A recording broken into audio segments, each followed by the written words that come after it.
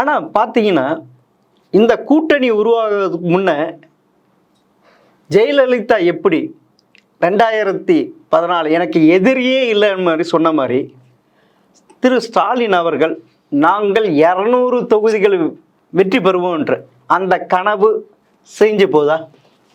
நீங்க சொல்லிங்க இந்த கூட்டணி டஃபா இவங்களாம் அமைஞ்ச பிறகு 2 கூட்டணியுமே டஃப்ன்றீங்க இருக்கும். அப்போ அந்த அந்த அந்த அந்த பாயிண்ட் வரும்பொழுது ஈவன் ஐ எக்ஸ்பெக்ட் நடிகர் விஜய் அண்ட் ஈவன் சீமான் கூட தனியாக நின்னாங்கன்னா ரொம்ப போராக ஷைன் பண்ணுவாங்க, போராக தான் ஓட்டு வாங்குவாங்க.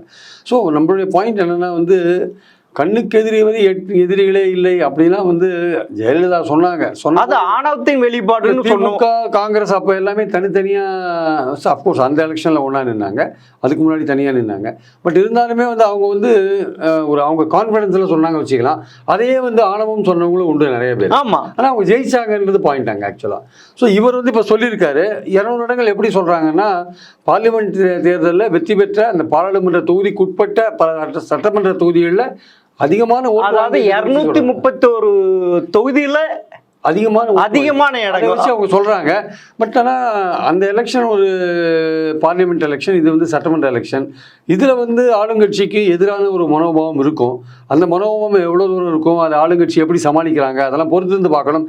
திமுக கூட்டணி வந்து இதுவரையும் வந்து கட்டுக்கோப்பாக இருக்குது, அதில் எந்த விதமான பிரேக்கும் கிடையாது.